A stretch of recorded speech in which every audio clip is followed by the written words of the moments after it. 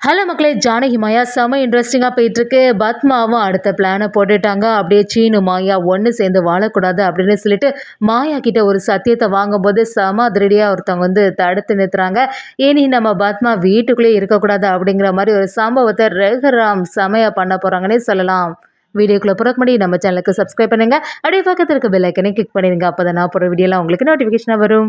சீனுவும் மாயாவுக்கு பின்னாடியே சுற்றிட்டே இருக்காங்க. அதோட இல்லாமல் நம்ம மாயாவுக்காக நிறைய திங்ஸ் வாங்கிட்டு இருக்கும்போது பத்மாவும் பார்வதியும் அந்த இடத்துல வராங்க. பத்மா அதை பார்த்து அப்படியே அதிர்ச்சியாகி, சீனு எதற்காக இப்படியெல்லாம் செய்துட்டு இருக்க, உனக்கு நான் சொன்னது எதுவுமே ஞாபகத்துக்கு இல்லையா அப்படின்னு சொல்லிட்டு பிரச்சனை பண்ண ஆரம்பிக்கிறாங்க. நம்ம சீனுக்கும் ஒன்றும் புரிய மாட்டேங்குது.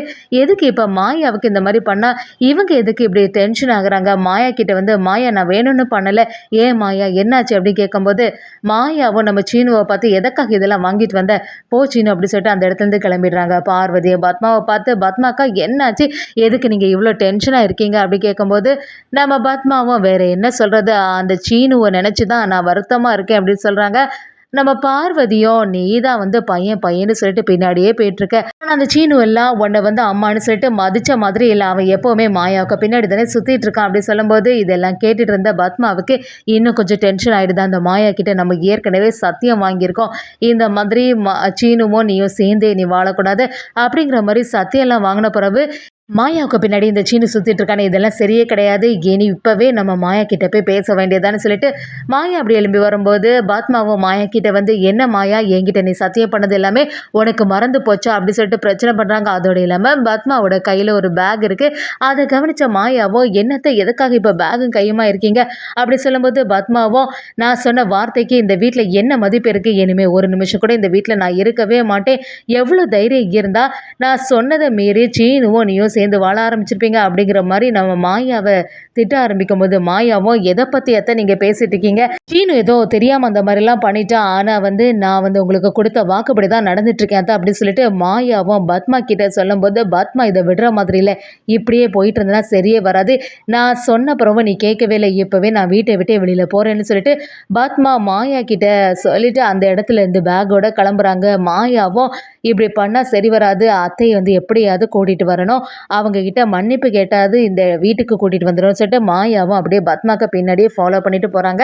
கரெக்டாகிட்டு பத்மா கிட்ட போய் நான் சொல்கிறத கொஞ்சமாவது கேளுங்க அத்தை, தயவு செய்து நம்புங்க, நான் நீங்கள் சொன்ன மாதிரி தான் நடந்துட்டுருக்கேன், இனிமே எந்த பிரச்சனையுமே வராதத என்னை மருமகளாக ஏற்றுக்கோங்க அப்படின்னு சொல்லும்போது பத்மாவும் ஒருபோதுமே நான் மருமகளாக உன்னை ஏற்றுக்கவே மாட்டேன், நான் சொன்னது கூட நீ கவனிக்கவே இல்லைன்னு சொல்லிட்டு பிரச்சனை பண்ண ஆரம்பிக்கும் போது மாயாவும் சரி என் மேலே ஏன் அத்தை நீங்கள் நம்பிக்கை இல்லாமல் இருக்கீங்க, என்னை நம்பணும்னா நான் என்ன தான் செய்யணும் அப்படி கேட்கும்போது பத்மா அப்படியே மாயாவை கோவிலுக்கு கூட்டிகிட்டு வராங்க. அதோட இல்லாமல் இங்கே பாரு அந்த சாமியோட சாட்சியாட்டு நான் சொல்கிறதுக்கு நீ சத்தியம் பண்ணணும், அதுவும் இந்த சூடகத்தில் நீ சத்தியம் பண்ணணும் அப்படி சொல்லும்போது மாயாவை நான் என்ன சொன்னாலுமே நம்ப மாட்டேங்கிறீங்க, சரி இதை செய்தால் தான் நம்புவேனா, சரி அதையும் நான் செய்யறதுக்கு தயாராக தான் இருக்கேன் அப்படி சொல்லும்போது பத்மாவும் அந்த சூடக தட்டில் அப்படி அந்த சூடத்தை ஏற்றி வச்சு மாயா கிட்ட அப்படியே கேட்குறாங்க, நீ இதில் சத்தியம் பண்ணு, இனிமே சீனுவும் நீயும் சேர்ந்து வாழ மாட்டீங்க அப்படிங்கிற மாதிரி கேட்ட உடனே கரெக்டாட்டு அந்த இடத்துல நம்ம பத்மாவோட வீட்டிலேருந்து மணியே வந்துடுறாங்கன்னு சொல்லலாம். அதோட